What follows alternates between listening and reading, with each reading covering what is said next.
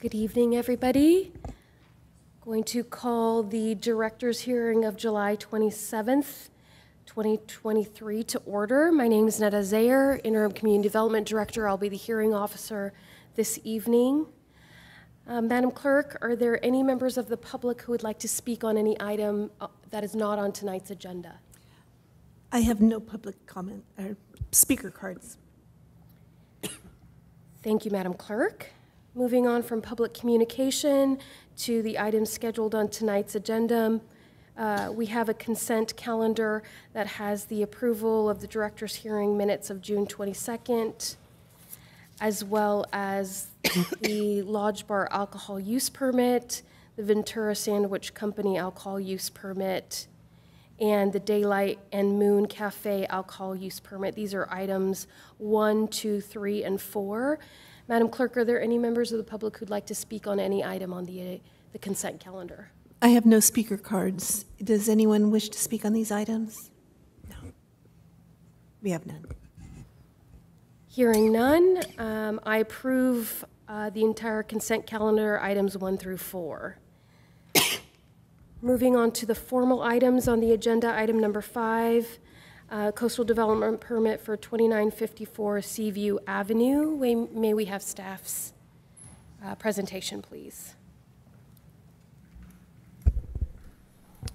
Good evening. The case before you is agenda item 5, the Federal League Residence Coastal Development Permit, project 230323, case number CDP 5230031. Next slide, please.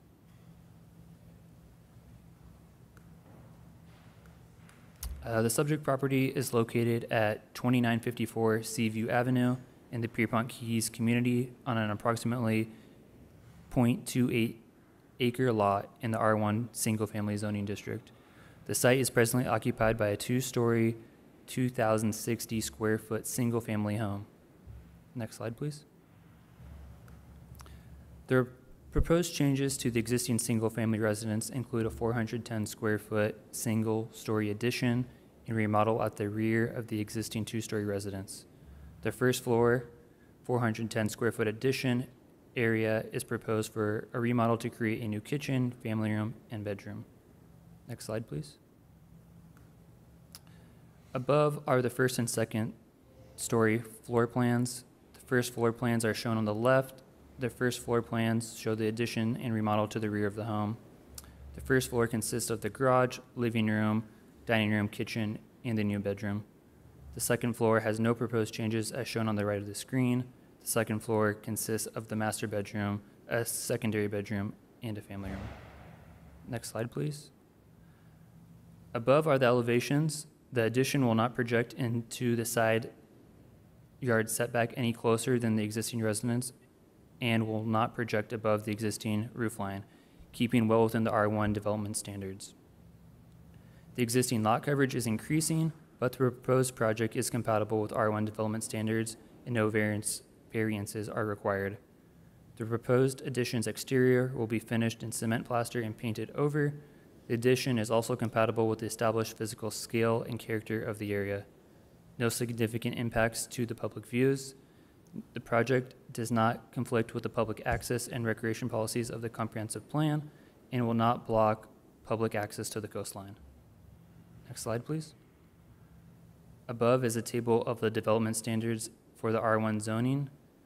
Again, no variances or exceptions are being requested. Next slide. Staff recommends that the director approves the coastal development permit as conditioned. Thank you. Is the applicant here, and would you like to add anything to the record?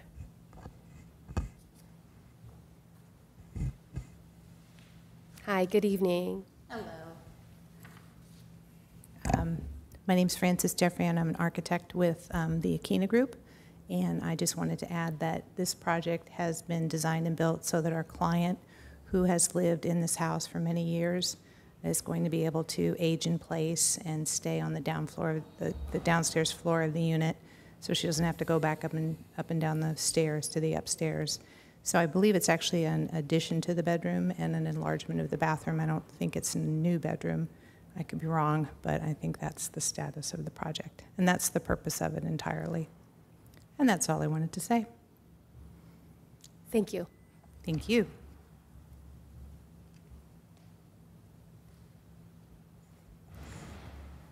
Madam Clerk, are there any members of the public who'd like to speak on this item? I have no members of the public who'd like to speak on this. Thank you. With that, I will close the public hearing. Just have a question for staff for clarification. I do see in this project description that's a 410 square foot addition to the home. Is that correct? That is correct. I've reviewed the staff report and the attached resolutions with the findings related to the coastal development permit. This project is not asking for any variance and adhering to the development standards of the R1 single family zoning district. I agree with staff's analysis and recommendation and approve the resolution as included and presented with the attached conditions of approval. Thank you. We'll move on to item number 6, which is the yard sign warrant located at 328 East Main Street. May we have staff's presentation? Good evening. The case before you is agenda item number 6, the yard sign warrant, project 220175, case V9220005. Next slide, please. The subject property is located at 328 East Main Street on a 0.27 acre lot, or approximately 11,761 square feet, in the T6.1 Urban Core Zoning District within downtown Ventura. The area of interest is the yard. The yard is an existing unique commercial site with 2 storefronts and 1 large enclosed patio. Next slide, please. The proposed project is to issue a warrant for the proposed signage for the yard.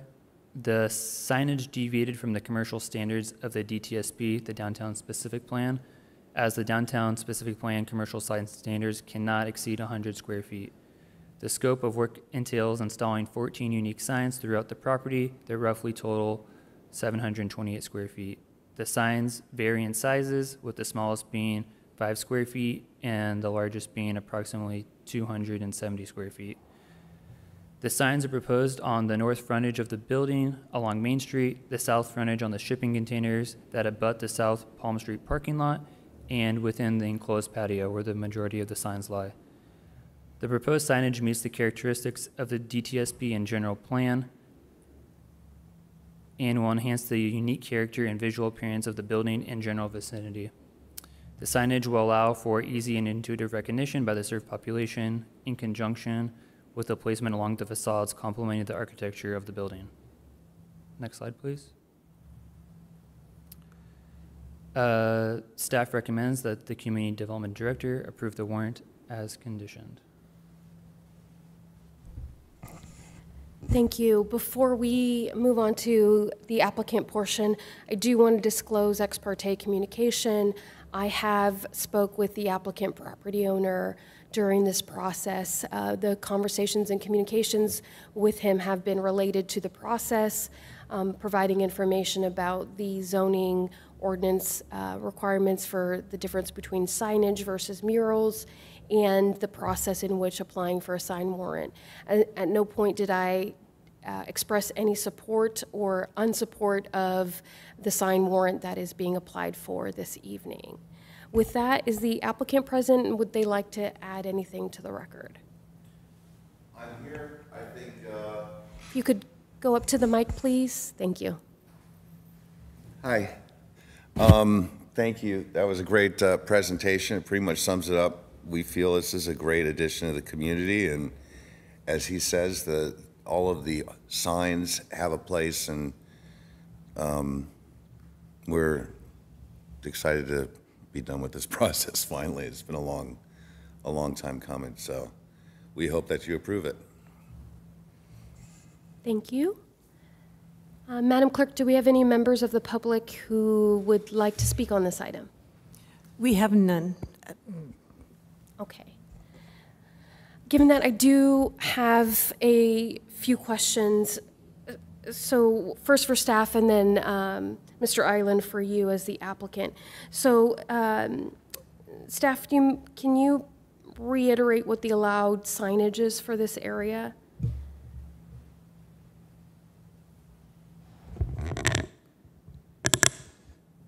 It's 100 square feet. Okay. And the downtown specific plan calculates the amount of sign area given frontages, or how is that tabulated for a business? That's correct. So it would be the total of the frontages between the front on Main Street and then the rear. So the 100 square feet includes the Main Street frontage as well as the rear frontage? That's correct. And does it take into account the amount of tenants or businesses that are in that frontage? It's calculated based upon the linear feet of the frontage. You can have multiple tenants within the building, and it would still calculate out to whatever the linear feet is, 1 square foot per linear foot. Just a couple more questions, thank you. Is there any limit to the amount of signs? No.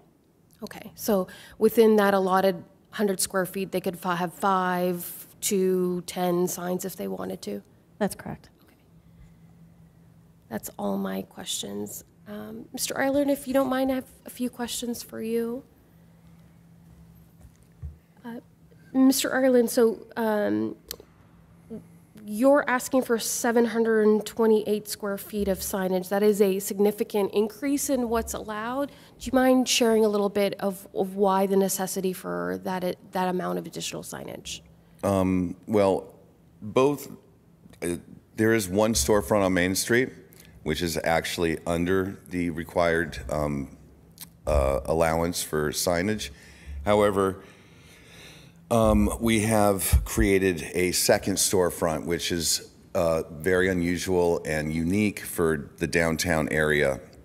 So there's actually 2 storefronts. It's a shopping retail experience center. So there's many tenants, and a lot of these murals are not facing public right-of-ways. They're inside the garden, and which is enclosed, and we have a garden growing, which will only further reduce any kind of visibility from the street. But it's well inset from Palm. Everything on Main Street is actually under the allowed ordinance. The rear faces a parking lot, and it's a very unique type of structure where it's all constructed out of shipping containers, which would look, quite frankly, weird without any kind of signage on them, because shipping containers have signage, and it kind of goes with the art. The other thing is these signs, there's a lot of components. The way the ordinance is written, it's border from border. So if one sign has a lot of black, which a couple of the larger murals on the side of the building do, that is one component. And also, there's a lot of components in those murals or signs that are of artistic nature and are not just your type of advertising or storefront type signage. It's a very unique, it's called creative placemaking. It's common in other cities. It's gained traction. I mean, even the government has a whole display and website that directs that conversation. So it's a very unique space, and it goes with the community. We've had nothing but overwhelmingly positive feedback from what we've heard from the community, and the reason there's so much is a lot of it's facing our garden. So we're just trying to create a kind of cozy condition in that garden, a special, unique type of environment, which I think we achieved. So that would be my explanation towards that. Thank you, Mr. Ireland. I did, just a couple more questions, if Sure. that's okay. I did read in the staff report, just looking for you to confirm or clarify. It sounds like there's 2 businesses that only are accessed from the rear, is that correct? Well, Humble not Maker. entirely. The primary access is from the rear. One, you can go through one of the other tenants' stores to get to the coffee shop, but the primary entrance is through the rear, just like the Bourbon Room, which is yet to open. So we really have four, even though Stout Burgers and Beer and Stout Bourbon Room are owned by the same operator, they're two separate entities. And Humble Maker's a separate entity, and Iron and Resin's a separate entity. So we have four retail tenants there. So we were trying to create an experiential environment that brought the community together and kind of had all of these tenants complement one another to drive traffic and drive the community to come, because retail, as you all know, is hurting, and these kind of environments are popular. This is what we think you need to do in tomorrow's market of retail and dining experience. Offer more. Do you find that customers, and I understand from you Bourbon's Room isn't open yet, do you find that customers of Humble Maker sometimes have difficulty locating where it is? Not at all, because we've never heard that. Humble Maker is right at the storefront, or the second storefront, so you literally run right into right in front of it. So we haven't heard any problem discerning where to get to, how do you get to one of these tenants. And I don't know if you follow the social media, but a lot of their tenants or their customers take a lot of pictures of all the art and the garden and everything. So it seems to be very popular. Do you feel the larger signs helped them locate where they were, since they're rear-facing? No, I actually think that those two large signs that are on the side of the building, and I should say one of which, the Iron and Resin sign, has been present there for 10 years. I do understand the moment we put other signs up, it takes a whole new meaning, but that sign has been there, and it's part of the identity of Iron and Resin. So no, I don't think that, I really don't think that those signs are driving traffic to them per se, because I don't think it's that kind of advertisement like, you know, Coke sold here or something like that. It's more of the environment that it creates when you're sitting on the couch and you're in the garden at the chairs and you're looking around and you just see more than just this blank wall. You know, it's kind of, and one thing that hasn't happened yet is we have ivy growing around the entire building, and it'll cover all of the area that's not painted. So when it's all said and done, it's going to look really cool with all the ivy and the artwork popping through it. So we don't, I know we have a difference of opinion on this, and that the code has a certain, the way it's written is the way it's written, and we respect that, but we do see artistic value in the murals that we're talking about on the side of the building, in the back, and all of that. So, and another thing I'd like to add is that the storefront on Main Street, we really worked, if you notice, they're both the same fonts and design, and we follow the design of the old building. So the idea was to replicate what was there in the 1920s, to have an old Ventura look. They don't have any identity to the brands that they serve. They're just more of, it's more promoting the city and Main Street to give it that old look. So those signs on the side of the building and in the rear are really where you see the identity of the actual tenants. Okay, thank you, Mr. Island. Those were all my questions. Okay, thank you. Okay, I'm going to go ahead and close the public hearing. Sure, I'll open the public hearing. Go ahead, Mr. Island. Sorry, I know that there's a lot of signage, but two of those signs are A-frames that are not permanent, so I just wanted to add that. Thank you. It does look like there's... Thank you. I will go ahead and, are you all able to hear me? Okay. I will go ahead and close the public hearing. I am going to approve the warrant for the additional signage, but I do want to add information and context as to the case in which I believe that this site warrants the warrant. 720 square feet of signage when 100 square feet is allowed is a significant increase in allowable sign area, far more than we have allowed in any other type of warrant. But I believe that the unique circumstances of this site lead to the approval of that. And I do want to put that on the record. Our zoning ordinance does have a specific definition of what signage is categorized as, and I understand, Mr. Ireland, that the signage has been done in an artistic fashion. However, when we review signage, we have to review it very objectively, and based on First Amendment rights, we cannot review the content within a sign, whether it's artistic or what the message is. We have to look at it purely from the material and the size of the signage. I don't disagree. The signage is very well done. It accomplishes what you are hoping for it to accomplish there in creating a sense of identity and space. Do you mind putting up the aerial? Just so I can walk through what my analysis of the signage was. The site right now does have 4 different businesses and tenants, and I believe that it's important to provide identification and signage for all 4 of them. In addition, the 2 businesses that have direct or their primary access from the rear front a city parking lot that is set back from the street frontages. And I believe that that does warrant larger signs for those businesses because they are being viewed at a further distance. And part of my questioning about do customers have difficulty finding it, I understand or could understand that additional or larger signage would be needed so that a person in their vehicle who's trying to locate the business could read Humble Maker or Bourbon Room from a distance from that parking lot.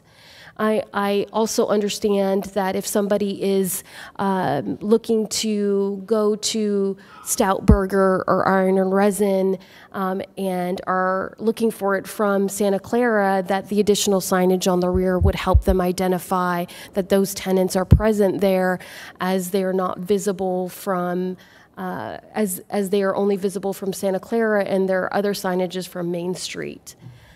Given that, I see a justification for the additional signage. I also agree that, 2 of the largest signs that are on the site, which are interior, had there been a larger building on the adjacent property, those would be blocked and only visible from the interior of the courtyard space. So given all of those distinctions about this site and the signage, its location, the amount of tenants, and its visibility, having a public parking lot behind it, I believe justifies the warrant for this, and why that distinguishes it maybe from another business that might try to apply for such a large sign warrant. Mr. Ireland, I do want to bring to your attention that there are discussions that the city is having about building a parking structure on that parking lot behind. And so just want you to be cognizant of that in the future there may be a parking structure.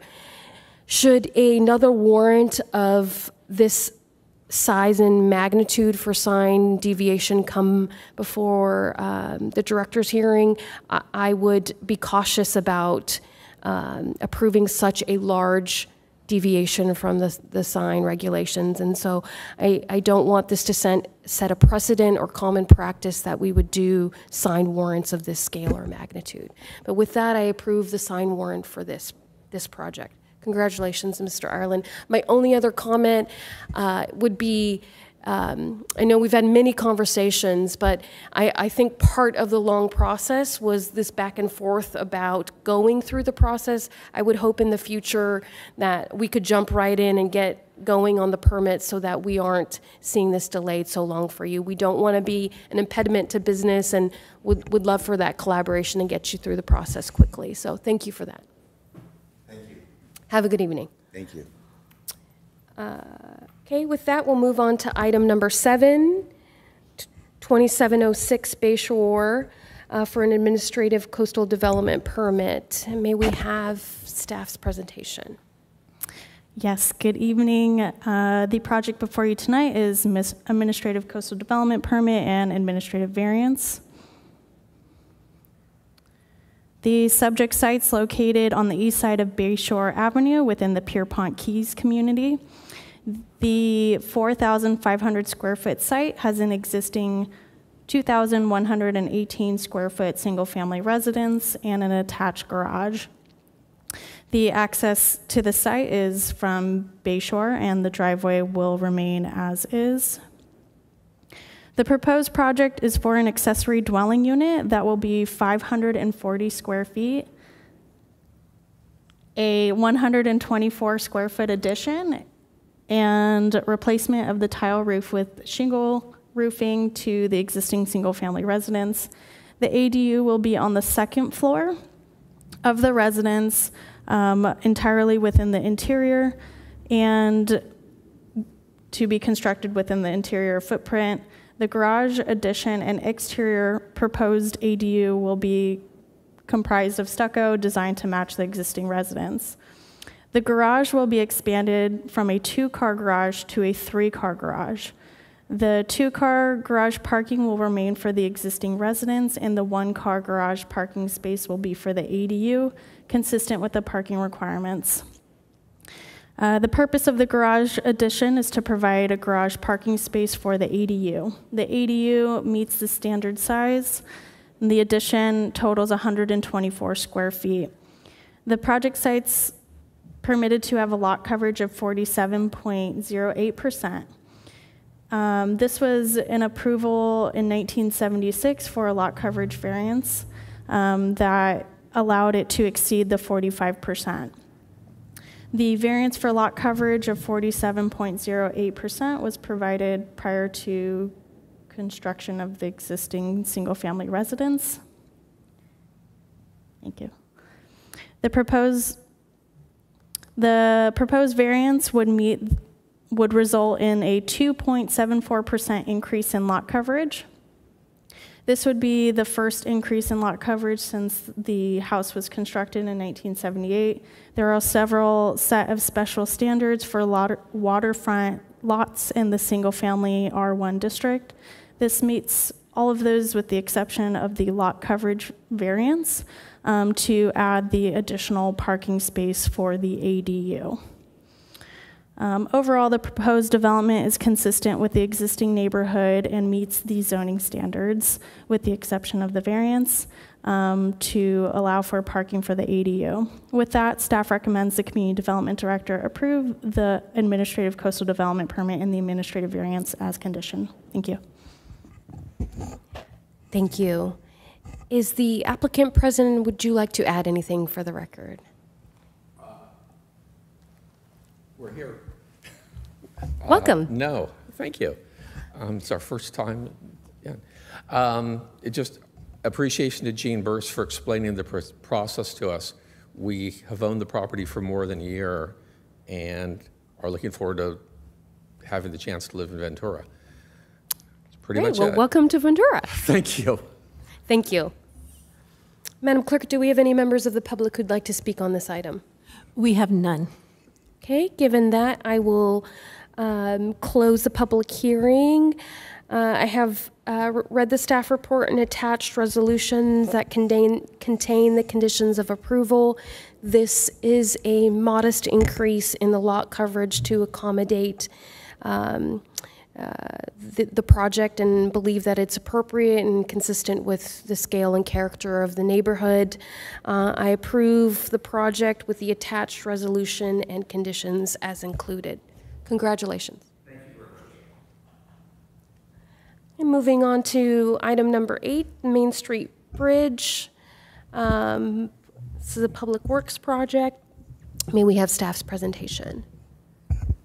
Yes, thank you very much. My name is Jared Rosengren. I'm a planner in the Community Development Department. As mentioned, this request is for the approval of an administrative coastal development permit to allow geotechnical investigations to be conducted for the future Main Street Bridge replacement project. The Main Street Bridge is located at the western terminus of the downtown community, connecting the downtown area with the Ventura River community. This area includes the Ventura River Basin. It's primarily known for its recreational and overnight camping opportunities. A bridge of one type or another have been located here since the early 1900s. In the early 1960s, Caltrans turned the bridge over to the city, and the city repurposed the bridge to include a combination pedestrian and Class 1 bike lane separated from vehicular traffic with a concrete barrier. The existing bridge is nearing the end of its lifespan. The purpose of the proposed project is to evaluate the subsurface soils and conditions to support the design of a new bridge and to ensure that it's structurally and functionally sufficient. Because the work is proposed to take place within the Ventura River area, the Army Corps, Regional Water Quality Board, and California Department of Fish and Wildlife have their own permit requirements. Boring hole work is proposed to take place in the fall of 2023 between 7 a.m. and 5 p.m. to avoid nesting and bat maternity seasons. Seismic line work is required to be conducted during nighttime hours due to the high ambient noise during daytime hours. Next slide. As described in the staff report, the project is located within the coastal zone.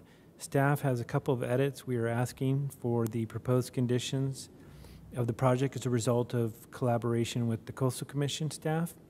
The edits primarily add clarity to how any disturbed or removed riparian vegetation that occurs as a result of this project is to be restored. Staff is requesting the edits shown on this slide to be added to the final conditions of approval. So that would be condition number 9, condition number 14, as shown above. Next slide. But with that, staff's recommending the director approve the administrative coastal development permit as conditioned. Thank you.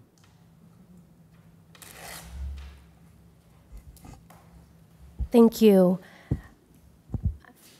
Mr. Rosengren, this is a Public Works project, correct? That is correct. Is anybody from Public Works here this evening and would like to add to this? No, they're not. No. All right. Madam Clerk, are there any members of the public who'd like to speak on this item? Yes, we have one card with Sabrina Solis. You can go ahead and speak. Hi there. I'm You will actually have with 3 minutes. Okay. I'm with the Ventura Beach RV Resort, so I have a vested interest in what's happening to that bridge. So I'm sorry I got here late. I didn't know how to get in. But I'm just curious about what the timeframes are and what this really means, what is going to be taking place in regards to noise, and also what the projection is on having that bridge rebuilt, what that looks like, because that's the immediate access to our place of business. Okay. Thank you. Madam Clerk, any other members of the public? We have no further cards. Okay. Mr. Rosengren, I will go ahead and close the public hearing. Mr. Rosengren, this is just exploratory boring at this point, right? That is correct. For the timeframes for future actual project for the replacement bridge is still being determined, but if I can get her information and get her contact information and get her the information she's looking for. Okay, so Mr. Rosengren is the project planner. He'd be happy to connect with you. They're just doing boring right now to take samples and soil samples to start the analysis and work behind it. So we're happy to talk to you about next steps as that evolves. Okay? With that, I agree with staff's report, understand that the geotechnical analysis is needed for the repairs for this bridge, and that a Public Works project will unfold, necessitating this analysis for that to occur. Given that I approve this project with the attached resolutions and conditions that staff has included. Okay, moving on to item number 9, the Community Memorial tentative parcel map for 168 Brent Street. Can we have staff's presentation? Yes, thank you. This item tonight will be continued to a date uncertain. Okay, thank you. Given that, I will continue the item to a date uncertain. All necessary noticing will be conducted again to renotice this when this is agendized for a future date. Thank Thank you. All right, moving on to the next item on the agenda. Item number 10, Ivy Lawn Memorial Park Historic Design Review at 5400 Valentine Road. May we have staff's presentation? Yes, thank you. Tonight we have the Ivy Lawn Cemetery Administration Building. The subject property is located at 5400 Valentine Road in the Ivy Lawn Memorial Cemetery on a 14.74 acre lot in the M1 zoning district. The building of interest is the administrative office building located at the northern tier of the cemetery outlined in yellow. The existing context of the cemetery, surrounded by buildings with a mix of crypts, graveyards, mausoleums. In addition to that is a chapel, maintenance facility, and crematorium. These are both contributing structures to the Ivy Lawn district and additionally non-contributing structures. Next slide. The proposed project is for an exterior remodel, an interior remodel, and a 3,328 square foot second story addition to the existing administration building. The proposed addition to the building maintains the Spanish colonial exterior design elements, including stucco, arched fenestration, ceramic tiles, and red clay roofing tile. The proposed addition to the building will retain the use of an administration building and would remain in the same location. Next slide. The city's independent consultant historic resource group, HRG, undertook a 5-day posting of the proposed renovations of the administrative office building and concluded that this being a non-contributing structure in the Ivy Lawn district, that no further historic review was necessary. With HRG's review and staff review, the project was taken to HPC, where the HPC recommended the director approve the project. Next slide. With that, the non-contributing structure doesn't pose any impacts to the existing historic district, and staff recommends that the director approve the historic design review as conditioned. Thank you. Thank you. Is the applicant present?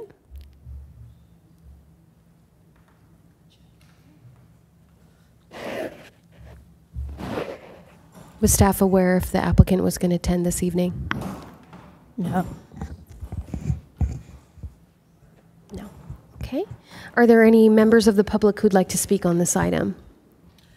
I have no cards, and also to clarify, there's no one here on behalf of the applicant. Okay. Thank you. Given that, I'll close the public hearing. I do have a few additional questions. I did read in the staff report, it looks like this went to HPC twice. That's correct. And in the first meeting, they requested additional information. Yeah, at the first HPC hearing, the HPC members wanted to get a visual representation of the building next to the other structures within the vicinity, more specifically the chapel as it's directly adjacent to it. They wanted the context of the area to see the height and how it fit within the existing area around the chapel and other non-contributing structures at the front of the cemetery. And it looks like they also wanted the building height to be reduced. That was a topic of conversation in that potentially they would reduce it because the chapel is approximately 12 to 13 feet in height, so a 2-story structure next to it was potentially an issue to HPC. So that's why they requested additional information to see the context of the area. The height of the structure, however, is not, is, as it's proposed, is allowed within the district. So the HPC had thought maybe the reduction of the administrative building would just fit within the area better. And reading this, and thank you for this analysis in here, and it looks like it went to a second meeting where the HPC walked back those comments? That's correct. So the second HPC meeting, they had further discussion with the applicant, and the HPC ultimately decided that the structure as proposed, it being a non-contributing structure to the historic district, was okay as it was proposed. Okay, thank you. I agree with that and understand that's also what HRG, the historic consultants that first did the initial screening of the building indicated. I understand this is an historic district and therefore all buildings need to go through the HPC review process, but I'm glad to hear that HPC on second look agreed that since it's a non-contributing structure and because it is far away from the landmark buildings, that the scale and design of the building was appropriate. I think it is a well-designed building and will be a good addition to Ivy Lawn Memorial. Have read the staff report resolution with attached conditions of approval and approve the project as presented and conditioned. Congratulations, Ivy Lawn Memorial. All right. Moving on to the last item on the agenda, the Wright residence at 1160 Winthrop Lane. May we have staff's presentation? Good evening. So the case before you is agenda item 11, the Wright Residence Coastal Development Permit. That's project 23-0325. Next slide, please. So the project site is located on the south side of Winthrop Lane, within the Lanes area of the Pierpont community. The lot's approximately 0.09 acres or 3,845 square feet and contains an existing 1,716 square foot, two-story single-family residence with an approximately 472 square foot attached garage. Oh, I didn't mention zoning. This is in the R1B, single-family beach zoning district. And access is taken off of Winthrop Lane, and that will not be affected by the proposed project. So the proposed project will include conversion of the existing garage to an ADU and enclosing the existing front porch area and two second-story decks to create additional interior living space. And as part of that project, the applicant's also proposing a remodel that includes relocating the master bath and adding headers kind of in that former location to provide for a future elevator. They'll also be changing out and adding multiple windows and doors, replacing existing exterior stucco with new stucco and trim material, replacing the existing tile roof with metal roofing, and adding a custom metal awning over the front entryway. So here you have the existing floor plan with the areas of the interior work called out. That existing garage to be converted to an ADU, the porch area, which will be converted to an enclosed mudroom. Then those two second-story decks to be converted to additional interior living space. The one at the south for additional space in the master bedroom, and then the north side to the living room, sort of living area. That master bath will be relocated to the south, and that area or a portion of that area will be prepped, adding headers for a future elevator. Next slide, please. Thank you. So now we have the proposed floor plans here featuring the new first floor ADU. That'll include a single bedroom, bath, closet, mechanical room, and a laundry room. Directly to the east of that, on the first story still, you can see that the front porch area has been converted into that enclosed mudroom. And then to the right on the second floor, you can see the master bedroom's been expanded to the west into the former deck area. That master bathroom relocated, as mentioned before, and that deck to the north converted to additional living area. So here we have the existing elevations. You can see the garage doors there. Once the ADU, that space is converted to an ADU, that will be enclosed, and there will be windows in that place. Next slide, please. And so here we have the proposed elevations. At the north side or the front, you can see the new roof, new awning over the front door, those 4 windows for the ADU in the place of the old garage door, and then the new stucco and siding material.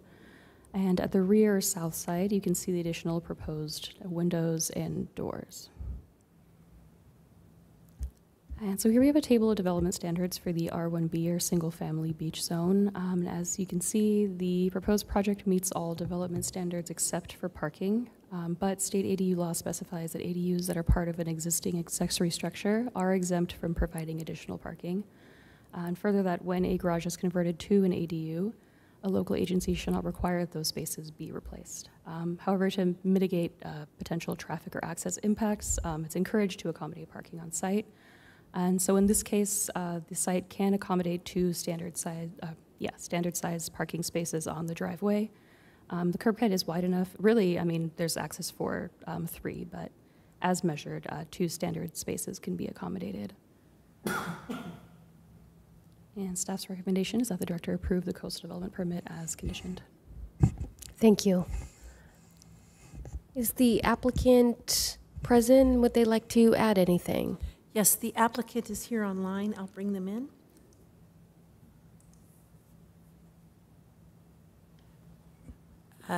Perry Wright and Jackie Wright, if you're there, you can go ahead and speak now. If you can unmute your microphone. Yes, hi. Just wanted to be here because, of course, we're excited about it. The look and the color and everything is going to be, somewhat different, but it's going to be, on the whitish side, and whatnot. I don't know if you care about any of that. We just haven't determined that yet. We're in the building department now, and just waiting for the next set of plan check corrections. So. Thank you. Thanks. Madam Clerk, are there any members of the public who'd like to speak on this item? I have no cards from the public. Okay, given that, I will close the public hearing. I have read the staff report, looked at the project plans, and reviewed the resolution with the attached conditions. I agree with staff's analysis and assessment of the project and approve the project as conditioned. Congratulations to the applicant. That is the last item on tonight's agenda. Moving on to staff communications. Staff, are there any communications this evening? No communications tonight. Great, thank you. Given that, I adjourn the meeting at 6:49 this evening. Thank you, everybody.